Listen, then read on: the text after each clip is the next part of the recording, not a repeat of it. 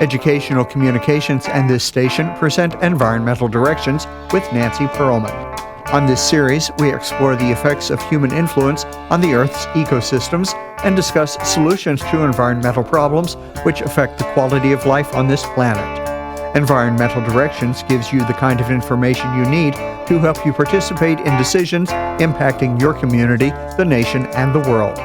Now, here's your host, Nancy Pearlman. Hello, my guest is Forrest Resener. He is Communications and Operations Director for StoveTeam International. Welcome back to Environmental Directions. Thank you very much, Nancy. Last we talked, we learned more about how you're empowering local people in Central America to manage their own improved cook stove projects. Has anything changed since the pandemic? Yes, things have changed in a major way. I'm happy to say that 3 of our projects in Honduras, El Salvador, and Nicaragua are all back to work and have been ever since the first peak of the pandemic. In Guatemala, we actually took the incidence of COVID as sort of an excuse to shut things down and retool to experiment with a new direction that we've been wanting to pursue. Now, almost 2 years later, it's exciting to see that what was just a pilot project is now actually running really well. We're seeing a lot of new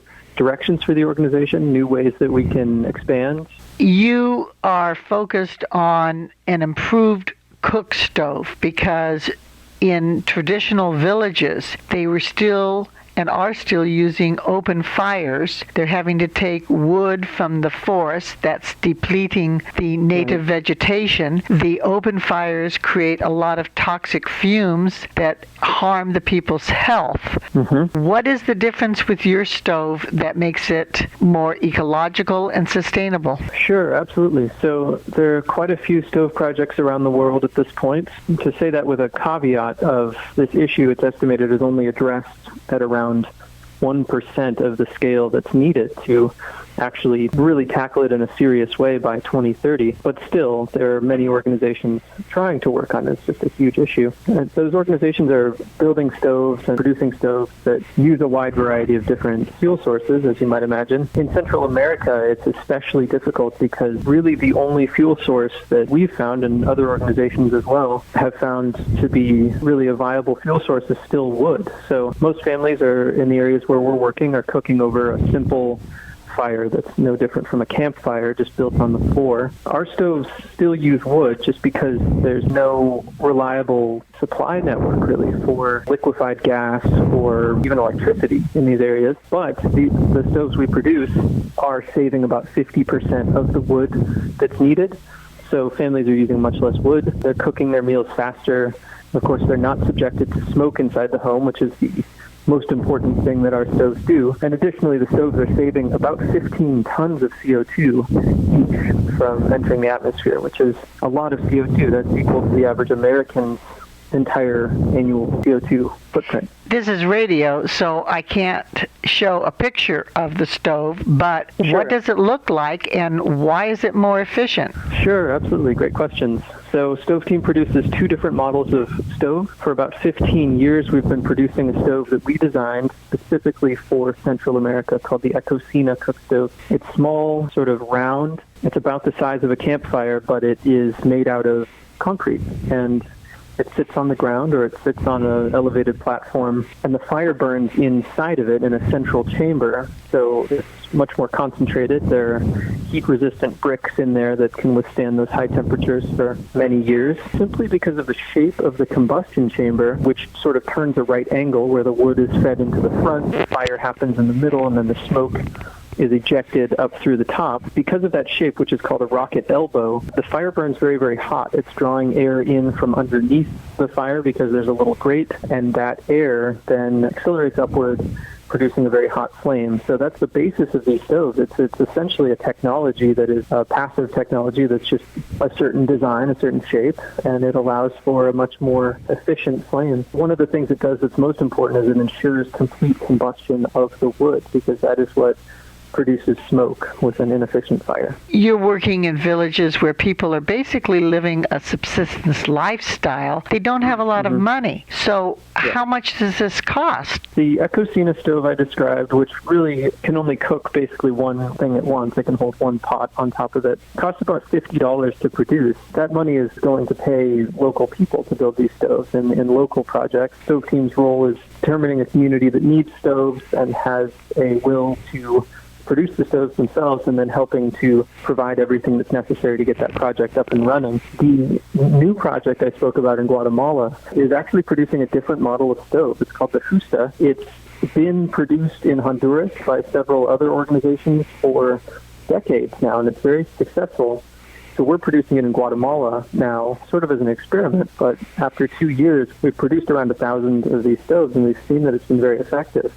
It's a larger stove, so families can cook more things at once, which is something families have been requesting for years. Each stove also has a chimney, so there's literally no smoke inside the home, which is really crucial. I mean, no one should have to be inhaling smoke just to cook their meals. Those stoves cost about $100 each to produce, but again, the benefits are that it's a larger stove, and so we can ensure that even a large family can cook all of their meals all at once on that stove. So it really satisfies their needs. What kind of response have you received from the local people where they have made the change? Is it easy for them? Are they encouraging their neighbors to do the same? Generally, it is overwhelmingly positive.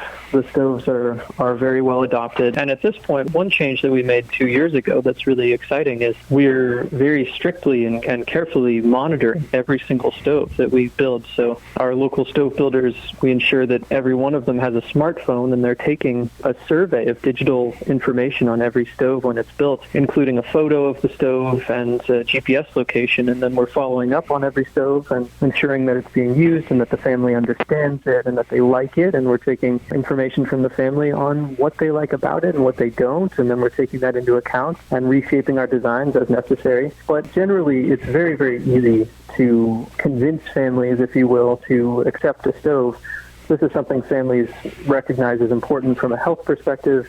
And then additionally, they understand that they're going to save a tremendous amount of time collecting wood or money purchasing wood, which is often really the number one motivating factor for these families. Where are they getting the wood? Because we obviously need the forests for the other ecosystem benefits that they provide. Luckily, forests are still extremely plentiful in the areas of Central America where these families are living. These are rural areas mostly, and it is an issue for sure. Deforestation is a huge issue, but much less so in these areas. And we think that, at least in the short term, this is a good solution, that families will be able to continue cooking this way and collecting enough wood to continue cooking this way for the foreseeable future. You know, if populations continue to grow and deforestation continues for many different reasons, of course, predominantly for agricultural reasons, we are going to need to look toward the future or toward a different stove solution, a different fuel solution in the future. But what we're hoping is that in these areas of Central America, different infrastructure that provides electricity more dependably, or that provides liquefied petroleum gas canisters or something of that nature will become available in the future, and we will adapt as that happens. Are you going to be providing seeds next and asking them to replant the trees that they cut down? That's a very important concern. In a lot of places, people are collecting wood from natural forests, which replenish themselves to a certain extent, but there are a lot of reforestation efforts underway. StoveTeam has taken the approach of collaborating with organizations that are already doing that. It's a very difficult task that requires a lot of knowledge and a lot of follow-up to ensure that the trees grow properly. Are you obtaining donations here in the United States so that you can give some of these stoves to the people who can't afford $50 or $100? Or are you paying them to build the stoves themselves? So it's a little bit of both. We're not paying the families to build the stoves, but we are employing local people to build the stoves, which is part of our model, part of how we operate. We're not just employing local people, but we're also empowering local people to manage these projects with the ultimate goal of turning over as much oversight of each project as possible to the local populations. In terms of where the funding comes from, we do ask families to take part in helping to provide the stove, usually by building a base for the stove, which is a requirement right now in Guatemala. This ensures that families are involved and that they're actually demonstrating that they really want the stove and that they're willing to do something to get the stove, and that helps to ensure that the stove is going to be adopted and used. In terms of paying the cost of the materials, which are sourced locally, and the local labor to build the stove, and the transportation and everything that goes along with that, StoveTeam's directors, we spend a decent amount of our time working on fundraising initiatives. You are in a number of different Central American countries, but why did you choose those? And is the government helping you and supporting your efforts, or is this just a nonprofit from the U.S. going down and working individually? Do you have any complications in working with different people in different countries? We're working in 4 countries in Central America. First of all,